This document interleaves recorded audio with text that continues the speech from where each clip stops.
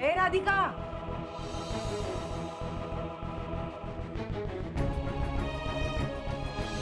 किती स्वप्न पाहिली होती हे घर घेताना. या घरात अथर्व सोबत आम्ही दोघांनी किती आनंदाचे क्षण घालवले. माझ्या संसारात सुखच सुख होत, समाधान होत. पण आज त्यात काहीच शिल्लक नाही राहिलं. राहिलंय फक्त हे घर,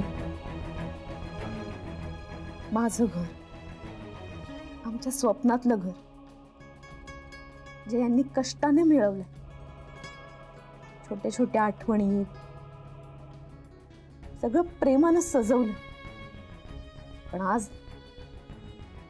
आज ना या घरात नाती आहे ना प्रेम.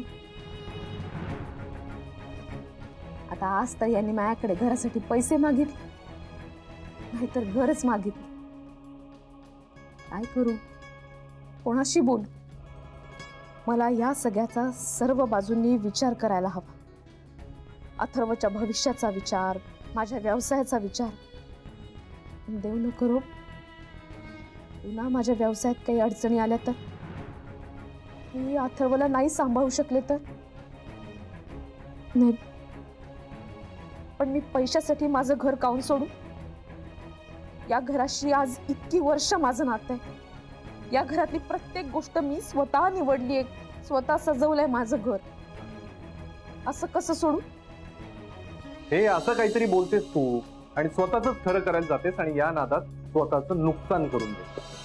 माझ्या संसाराचे सुखदुःखाचे सगळे क्षण या घरानं अगदी जवळून पाहिले. वेळ आल्यावर या घरानंच मला धीर दिलाय, आधार दिलाय.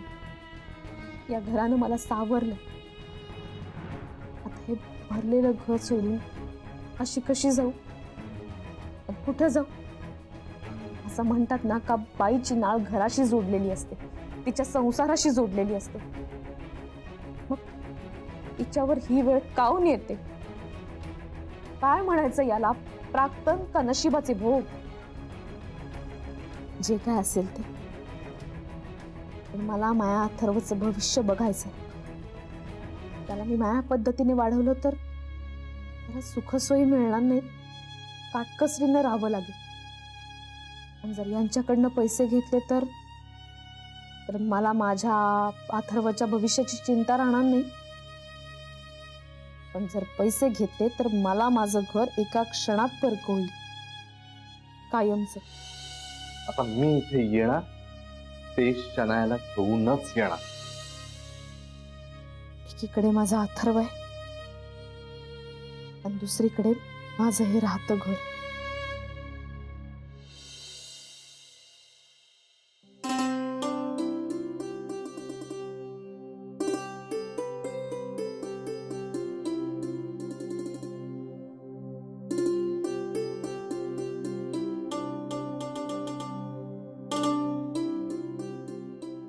गणाधीश जो ईश सर्वा गुणांचा, मुळारंभ आरंभ तो निर्गुणांचा.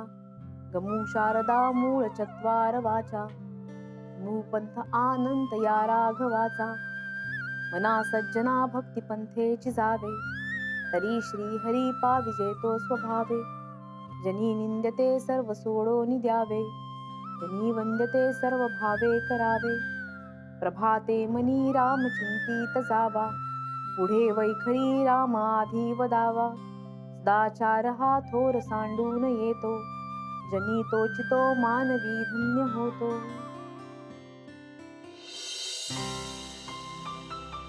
थँक्यू. तुला कॉफी करता येते? अरे म्हणजे मी एक्सपर्ट आहे. काय लोक काय करतात की आधी पाणी आणि आधी दूध टाकतात आणि मग त्याच्यावर कॉफी टाकतात. बेसिकली कॉफी आधी टाकायची असते आणि मग दूध किंवा पाणी टाकायचं असतं. झालं कॉफी पुराण? यार मी काहीतरी इंटरेस्टिंग सब्जेक्ट काढतो तर तेही तुला नको असतं. बरं ऐक, काल आम्ही ऍडव्होकेट वैद्यांकडे गेलो. अरे वा, काय म्हणाले ते? काही नाही, त्यांनी राधिकाला काही बेसिक टिप्स दिले. म्हणजे घराची सगळी बिलं तिने तिच्या अकाउंट मधून भरायची आणि दारावरची पाटी बदलायची, जी राधिकाने ऑलरेडी बदलली. म्हणजे आपण करेक्ट ट्रॅकवर आहोत. येस, पण तरी सुद्धा राधिकाने खूप काळजी घ्यायला हवी, कारण गुरुनाथ सारखी माणसं ना काहीही करू शकतात. आणि मला असं वाटतं राधिका वहिनींनी कामाकडेही थोडं लक्ष द्यायला हवं. म्हणजे अर्थात त्या लक्ष देतात, पण तू थोडी मदत करते. मी लक्ष ठेवेनच, पण सगळ्यात आधी जाऊन राधिकाने लॅपटॉप वापरायला सुरुवात केली की नाही हे बघायला हवं. हो म्हणजे तिचं काम कसं चालू आहे ह्याचा अंदाज येईल आपल्याला. करेक्ट. निघूया. मला शूटलाही जायचंय आणि आपल्याला राधिकाकडेही जायचंय.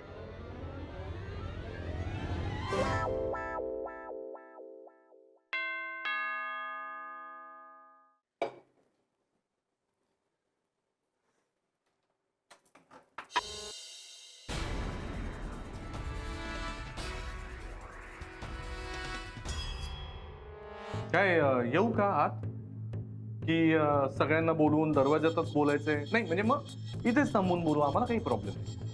येऊ?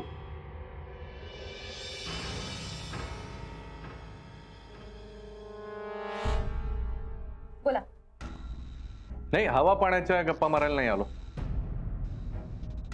मी काल जे सांगितलं त्याच्यावर विचार केलायस ना तू? काय निर्णय घेतलास फायनली? माझा निर्णय झालाय.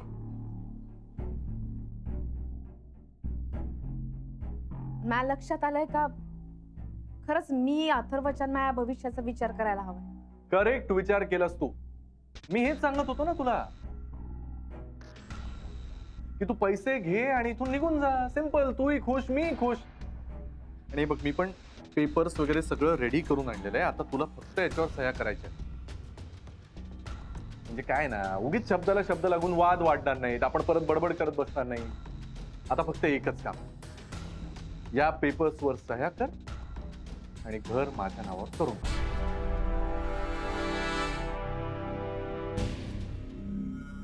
हा हे घे पेन घे. त्याच्यात पण टाइम वेस्ट करू नको प्लीज. घे लवकर.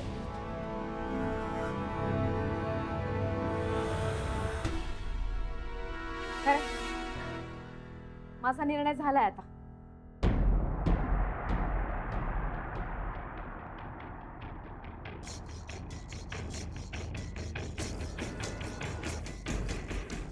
काय करतेस ना सह्या?